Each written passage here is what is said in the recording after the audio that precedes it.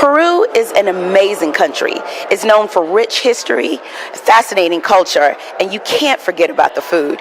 I'm Angela Yvonne for DivaGalsDaily.com, and we are here in Brooklyn for the 11th Annual Star Chefs International Chefs Congress. Now the theme is, what is progress?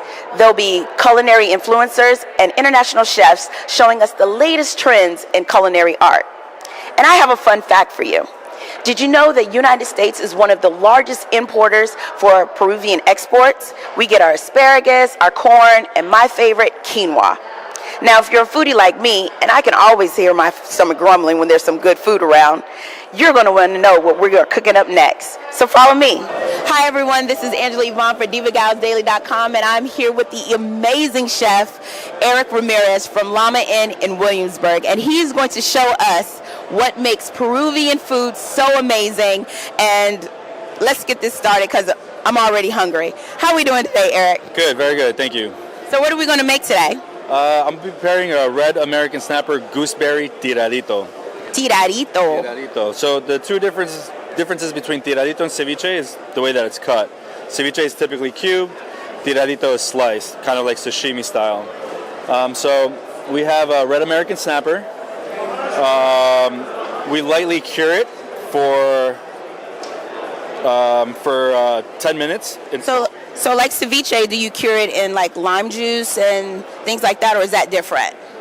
It's different because our ceviche is made to order, so it's still pretty much raw, the fish. We cure the fish, so we season with salt and we let it sit in the salt for about 10 minutes, and then we soak it in ice water for another 10. And what that does, it firms the exterior of the fish, so it gives it a nice little texture, and it seasons it with from the inside. Okay. So we put down a couple slices of the fish.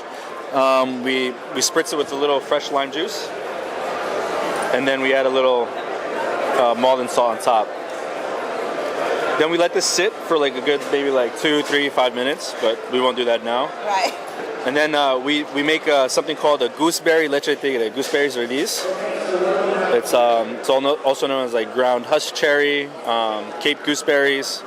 It's the season for them now. We call them aguaymanto in Peru. So we make that. We puree this with our leche de tigre, which is lime juice, pureed with like celery, onion, garlic, ginger, habanero, and cilantro. And then the result is this. So while we're getting this prepared, I know that you are the chef of Llama Inn. What made it so important that you bring your culture to Williamsburg? Well, I mean, Peruvian cuisine is kind of it's kind of exploding right now, right? It's like becoming really popular, and it's just important to me to kind of showcase what Peruvian cuisine is for me, and have just people experience it. Did you expect it to be so amazing when you opened up your restaurant? Yes and no. I didn't expect it to be as popular as it is now, but thank God that it is, and I'm glad that everything's going pretty well for us. So what would you say is the main ingredient for Peruvian food, like that you have to have in your kitchen? The main ingredient. Well, it's funny. A lot of Peruvians say sabor, right? Like that's what makes Peruvian food so good. Is el sabor, the seasoning, the flavoring. But I guess a lot of base of our cookings, we use something called sofrito. So that would be the main ingredient for a lot of things, are sofritos. Okay, so what are we going to do next with this? So we add the gooseberry leche on top of it, and then we'll garnish it with some gooseberries. And where are gooseberries from? Is it a Peruvian fruit or? It's a Peruvian fruit, yeah. They're also known as aguaymanto. But luckily we get these here local. So that's the good thing about Llama Inn. We cook in a New York style with local ingredients, but we have like Peruvian flavors and also using as many Peruvian ingredients as we can. It's tough here because we can't really get that many fresh ingredients. It usually comes frozen or dried. Right. So it's kind of like a mix, like New York style food with like Peruvian like soul. Absolutely. And then after here we'll add some toasted black sesame seeds. Sesame seeds, those are my favorite. I love sesame seeds. A little candied ginger.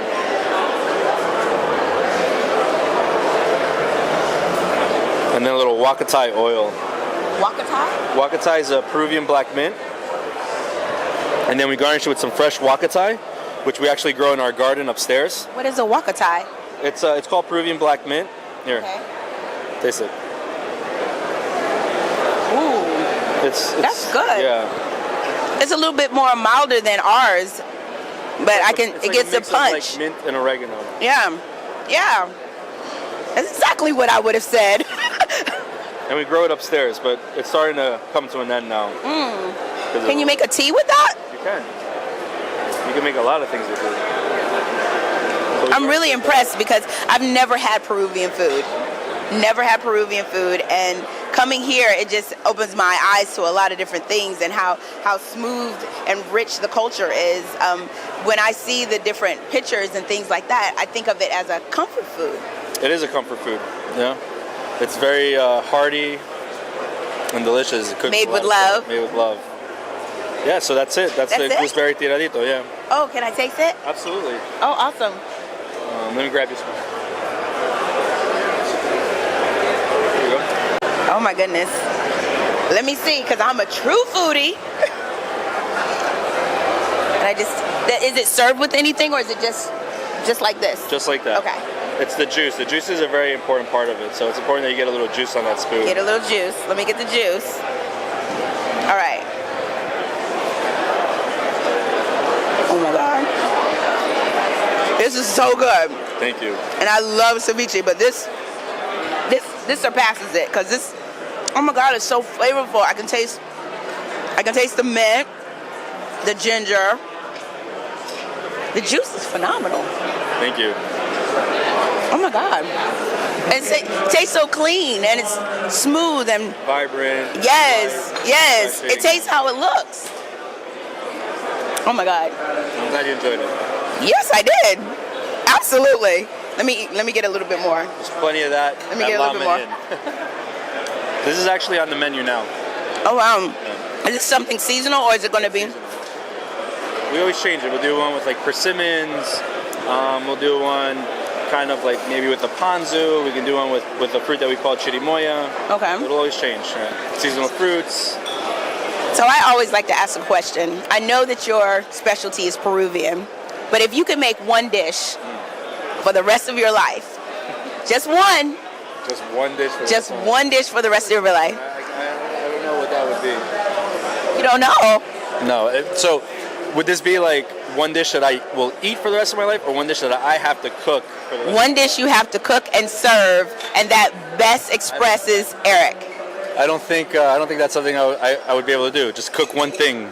Okay, I'll give you two things.